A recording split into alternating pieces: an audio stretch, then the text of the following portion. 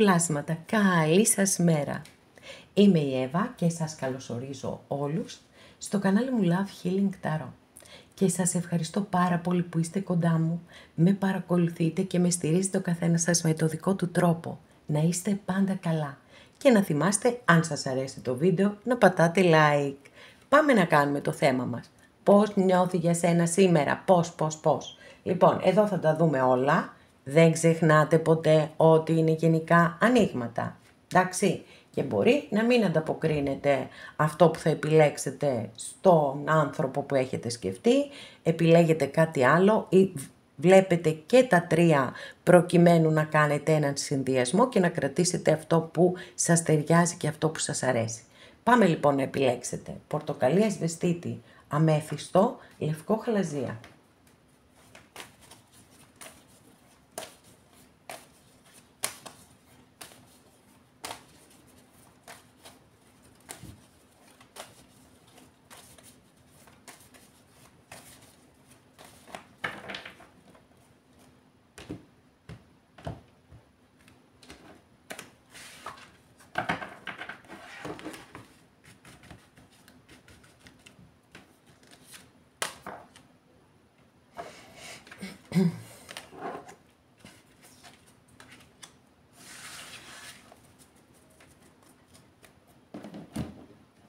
Πρώτη καρτούλα, για να δούμε τι θα δούμε εδώ.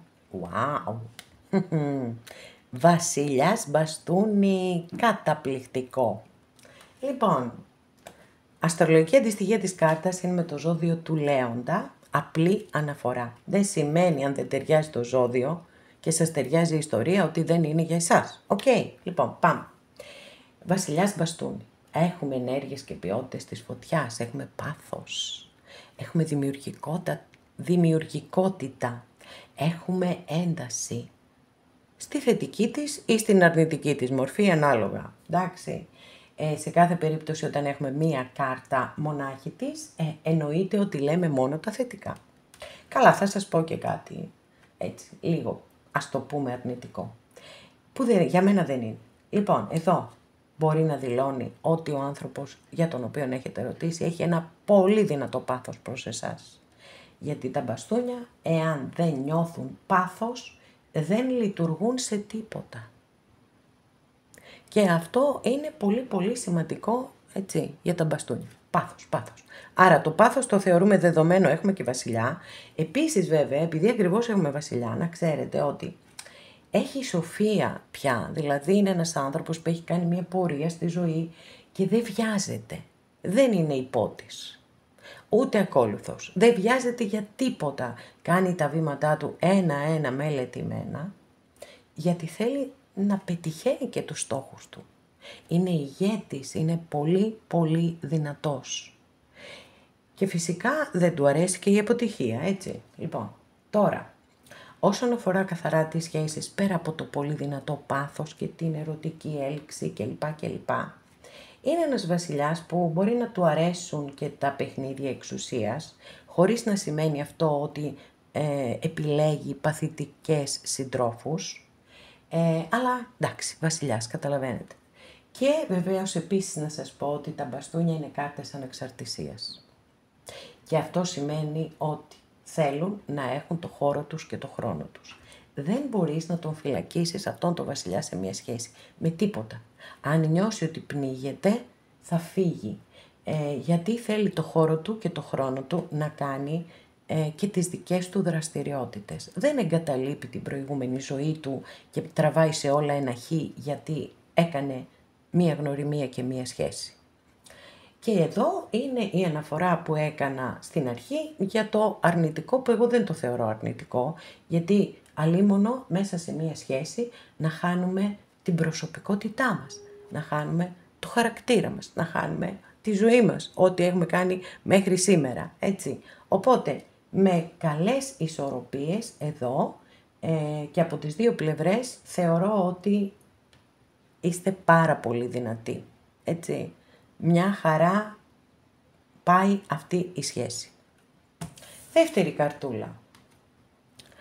Ακόλουθος πεντάκτηνο, μάλιστα, εδώ έχουμε πεσμένες ενέργειες αναφορικά με τις εξελίξεις, το λέω, δηλαδή είναι ακόλουθος και είναι και πεντάκτηνο. Ναι, μεν οι ακόλουθοι δείχνουν το ξεκίνημα, μπορεί να δηλώνει τα πρώτα στάδια της γνωριμίας ενός ζευγαριού. Δεν ξέρω σε πόσους, σε πόσες από εσάς ανταποκρίνεται αυτό. Είναι δηλαδή μια πολύ καινούρια γνωριμία, η οποία πάει βήμα-βήμα και με πάρα πολύ αργές εξελίξεις, γιατί τα πεντάκτηνα είναι κάρτες πολύ αργών εξελίξεων. Θέλουν να οπλιστείτε με υπομονή και επιμονή. Από την άλλη βεβαίως έχουμε σταθερότητα, ασφάλεια, σιγουριά. Δεν πρόκειται εδώ για κάτι επιπόλαιο. Αυτό είναι πάρα πολύ σημαντικό να το θυμάστε, και ακόμα και αν όλα δεν εξελίσσονται στους χρόνους που πιθανόν εσείς να επιθυμείτε, παρόλα αυτά υπάρχει μία εγγύηση, ας το πούμε έτσι, ότι βαδίζετε σε έναν πολύ θετικό δρόμο. Γιατί σίγουρα εδώ έχουμε τη σταθερότητα, όπως είπαμε, έτσι. Και φυσικά χρειάζεται χρόνος σε κάθε καινούρια γνωριμία, προκειμένου να μάθουμε ο ένας τον άλλον.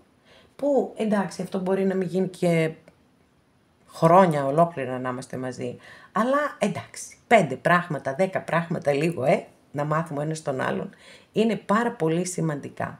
Οπότε εδώ, έτσι κι αλλιώς, αυτή είναι και η συμβουλή της κάρτας, ότι δεν πρέπει να υπάρχει βιασύνη. Όλα σιγά σιγά στο χρόνο τους, στην ώρα τους. Πάντως να ξέρετε, παρόλο που είναι μια κάρτα που δεν έχει συναίσθημα επί της ουσίας, έτσι, παρόλα αυτά δείχνει σοβαρότητα και σταθερότητα. Οπότε αυτά. Εσείς αποφασίζετε αν θέλετε να μείνετε σε μια τέτοια ιστορία ή όχι. Τρίτη καρτούλα, για να δούμε. Τι λες τώρα, παιδιά, τι γίνεται εδώ. 10 πεντάκτηνο, wow. Λοιπόν, τώρα βέβαια, θα βάλω και άλλη μια παράμετρο μέσα. Μετά τον ενθουσιασμό μου, μπορεί να αναφέρετε, μάλλον εσείς να έχετε βάλει στο μυαλό σας, κάποιον άνθρωπο που είναι παντρεμένος ή παντρεμένη. Αν συμβαίνει κάτι τέτοιο, να ξέρετε ότι εδώ μπροστά σε αυτόν τον άνθρωπο η πρώτη του σκέψη, η πρώτη του έννοια και φροντίδα είναι η οικογένειά του. Αυτό είναι ξεκάθαρο. Γιατί εδώ είναι πάλι, έχουμε πεντάκτηνα, που είναι και κάρτες συντηρητισμού, παράδοσης. Άρα εδώ έχουμε το στενό πλαίσιο της οικογένειας. Βεβαίως, για όσους δεν είναι παντρεμένοι, είναι μια εξαιρετική κάρτα, η οποία μπορεί να δηλώνει κάλλιστα ότι η σχέση σας θα περάσει σε ένα επόμενο πιο παραδοσιακό, με κάποιον τρόπο, έτσι, εξελικτικό στάδιο. Γιατί είναι κάρτα γάμου, είναι κάρτα οικογένειας, αλλά δεν μπορεί βέβαια για όλες τις περιπτώσεις να μιλά για γάμο και για οικογένεια, είμαστε σε ένα γενικό άνοιγμα. Οπότε, γι' αυτό το λόγο πάμε στο ότι η σχέση θα προχωρήσει σε ένα επόμενο πιο παραδοσιακό, έτσι, εξελικτικό στάδιο. Μπορεί, δεν ξέρω. Το αφήνουμε ανοιχτό. Πάντως σίγουρα είναι μια πάρα πολύ θετική κάρτα για όσες από εσάς έχετε ρωτήσει για κάποιον άνθρωπο που δεν είναι σε γάμο. Εκεί είστε σούπερ. Είναι εξαιρετικός ο τρόπος με τον οποίο σας βλέπει και σας σκέφτεται και τα σχέδια που κάνει για το μέλλον μαζί σας. Και το εύχομαι ολόψυχα σε όλες και σε όλους σας. Αγαπημένες και αγαπημένοι, εδώ ολοκληρώσαμε και αυτό μας το άνοιγμα. Σας ευχαριστώ πάρα πολύ που είστε κοντά μου και με παρακολουθείτε.